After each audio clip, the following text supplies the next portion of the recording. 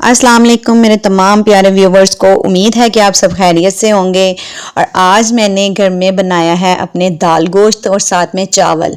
और आज मैं आप लोगों को बताऊंगी कि दाल गोश्त की ये रेसिपी कैसे बनने वाली है। बड़ा गोश्त मैंने इसमें ऐड किया है। चलिए मैं अब आपको बताती हूँ। मैंने कढ़ाई ली है, कढ़ाई में मैंने 1 कप जो है ऑयल निकाल लिया है। अब मैं उसमें एक बड़े साइज़ का प्याज कटिंग किया वो डाल रही हूँ और इसको मैंने अच्छा से मिक्स कर देना है। ठीक है, इसको लाइट ब्राउन मैंने कलर देना है। मज़े की बात यह है कि आज नया इनकलाब किचन में ये आया है कि आज मैं प्रेशर कुकर यूज़ नहीं कर रही, जो कि मैं बहुत ज़्यादा यूज़ करती हूँ। और आज मैं इसको कढ़ाई में ही दाल गोश्त को बनाऊंगी। चनों की दाल और बड़ा गोश्त पका रही हूँ तो उसको मैं कढ़ाई में ही गलाने की कोशिश करूँगी और इंशाल्लाह से गल भी जाएगा। उम्मीद पे दुनिया कायम है। कौन सा ऐसा काम है कि जो बंदा करे और वो होए होए ना। और वैसे सुना था कि टेस्ट आता है, लेकिन वाकई आज मैंने आजमाया और वाकई बड़ा मज़े का टेस्ट आया दाल गोश्त का बगैर प्रेशर कुकर के पकाने से। ये देखिए लाइट सा कलर जब प्याज का हो गया था तो मैंने इसमें लहसुन अदरक का पेस्ट जो 1 चम्मच था वो मैंने इसके अंदर डाल दिया। अब मैंने इसको लाइट ब्राउन कलर करना है, ज़्यादा डार्क बिल्कुल नहीं करना, उससे जायके में फ़र्क आ जाता है। इसलिए इसको हमने हमेशा एहतियात से इस स्टेज पे आप हंडिया के ऊपर ही खड़े होकर ना खाना बनाया करें ताकि ज़्यादा कलर ना आ जाए।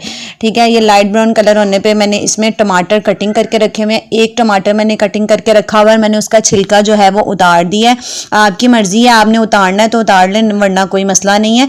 1 टमाटर मैंने इसमें कटिंग करके डाला है और मैंने 6 से 7 सब्ज़ मिर्चें जो हैं वो कटिंग की हुई हैं, वो भी मैं अब इसमें ऐड करूँगी। इसको मैं अच्छे से मिक्स कर लूँगी। ये देखिए आपको नज़र आ रहा है स्क्रीन पर कि कितना खूबसूरत प्याज का और लहसुन अदरक के पेस्ट का कलर आ गया और टमाटर भी मैंने डाल दिए। इसी तरह ये जो 2-3 काम करने होते हैं ना खाना बनाते हुए, ये स्टेप बाय स्टेप हमने बड़े एहतियात से करने होते हैं। बाकी फिर बाद में तो खाना हमारा बन ही जाता है, पक ही जाता है। इसमें कौन सा बड़ा मसला, बस शुरू का जो लेवल होता है उस पर थोड़ी एहतियात किया करें। अब ये देखिए मैंने इसमें थोड़ा सा पानी ऐड करना है। पानी ऐड करने का मकसद सिर्फ इतना है कि मेरे टमाटर जो हैं वो सॉफ्ट हो जाएं, प्याज भी सॉफ्ट हो और ये मसाला ग्रेवी अच्छी सी बन जाए। ये देखिए सॉफ्ट होने बाद मैंने इसमें आधा किलो जो है बड़ा गोश्त वो ऐड कर रही हूँ। गोश्त मैंने धोया भी है, लेकिन इसका ब्लड जो है वो ख़त्म ही नहीं होता, जितना मर्जी इसको धो लो।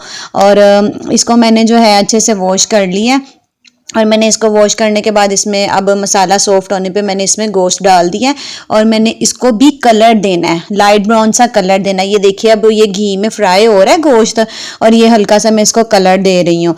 अब इसके बाद मैंने मसालों में बड़ी इलायची, दालचीनी और लौंग और 2 सब्ज़ इलायची ऐड की हैं बस। और थोड़ा सा मैं इसमें ज़ीरा ऐड करूँगी 1 टीस्पून। ठीक है, अब मैंने ये चीज़ें ऐड करने के बाद गरम मसाला सिर्फ मैंने इतना डाला है। और ये मसाला डालने का मकसद ये है, बड़ा गोश्त है, कुछ लोगों को इसकी स्मेल थोड़ी करती है तंग, लेकिन इसमें ये चीज़ें डालने से बड़ी अच्छी खुशबू आ जाती है मसाले की।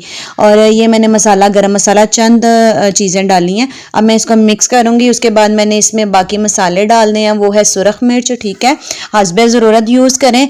हल्दी 1/2 टीस्पून है। और कोई इसमें पाबंदी नहीं होती कि भाई हमने इतनी ही चीज़ बताई है अगले बंदे ने तो मैंने इतनी ही डालनी है। आपको खुद भी इतनी, हर बंदी को सेंस होती है कि मैंने खाने में कितने लेवल पे हम चीज़ घर वाले कितनी पसंद करते हैं, नमक मिर्च मैंने उतनी रखनी है। ठीक है, पर यह है कि नमक थोड़ा स्टार्टिंग में कम ही डाला करें, अगर बाद में ज़रूरत पड़े तो नमक फिर और चख के डाल लिया करें ताकि नमक तेज़ ना हो। और वैसे भी नमक थोड़ा नॉर्मली यूज़ किया करें, ये सेहत के लिए अच्छा नहीं होता। अच्छी तरह मसाला भूनने के बाद अब मैंने अपना ऑयल जो है, एक्स्ट्रा ऑयल सारा का सारा मैंने एक कप में निकाल लेना है। उसकी वजह यह है कि जब मैंने पानी और दाल को डाल के इसको पकाना है तो इसके ऊपर से जितना मर्जी ऑयल डाला हो ऐसे गायब होता है कि दाल के ऊपर ऑयल नजर ही नहीं आता। तो इस दाल को मैंने तड़का थोड़ी लगाना है, इसलिए मैंने जितना भी एक्स्ट्रा ऑयल था वो सारा निकाल लिया। अब मैंने इसको दोबारा कढ़ाई को ऊपर चूल्हे पर रखा है और मैं इसको अच्छे से भून रही हूँ। अब मैंने इसमें दाल डालनी है और दाल जो है चनों की मैंने इसको अच्छी तरह साफ कर लिया था, अच्छी तरह धो लिया था। दाल को मैंने 1 घंटा पहले ही भिगो के रखा हुआ था, उससे दाल काफ़ी अच्छी सॉफ्ट और नरम हो जाती है। और दूसरा ये है कि मैंने दाल जो है पाव दाल ली है और आधा किलो मैंने बड़ा गोश्त लिया है। आप अगर जितना अपनी फैमिली को दे के पकाना चाहते हैं, आप क्वांटिटी बढ़ाएंगे तो मसालों की क्वांटिटी भी साथ में बढ़ा दीजिएगा। अब मैंने दाल डाल के साथ ही मैंने इसमें 1.5 लीटर पानी डाला है और पानी मैंने डाल के इसको मैंने पहले तेज़ आंच करनी है ताकि उबाल आने पर फिर मैंने इसको हल्की आंच पे ना कोई 1.5 घंटे के लिए रख देना है। और 1.5 घंटे में आप इजी होकर सुकून से नमाज पढ़ें और अल्लाह की इबादत भी किया करें। नमाज जब आती है ज़ोहर की, असर की, खाना बनाते हुए अक्सर ज़ोहर और असर का टाइम होता है, तो नमाज ना छोड़ा करें, नमाज ज़रूर पढ़ा करें।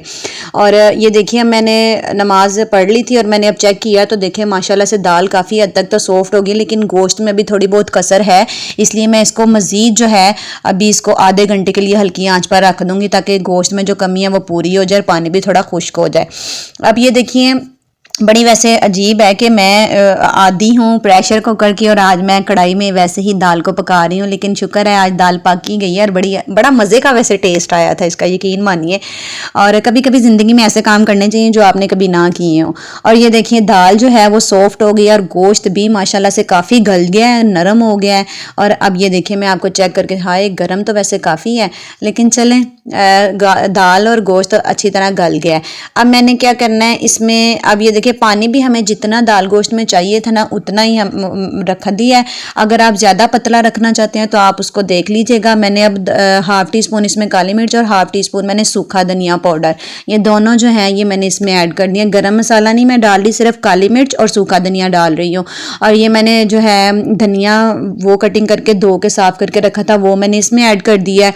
अब मैं इसको मिक्स करूँगी और हल्की आँच कर दूँगी। जनाब भी अगर मैंने ऑयल इसमें से ना निकाला होता ना तो जितनी मर्जी हल्की आंच करती ऑयल इसके ऊपर आना ही नहीं था। अब ये देखिए मैंने जो ऑयल निकाल के रखा हुआ था अब मैंने डाला है और ये देखिए माशाल्लाह से कितनी खूबसूरत हमारी चनों की दाल गोश्त लग रहा है, मैं आपको बता नहीं सकती।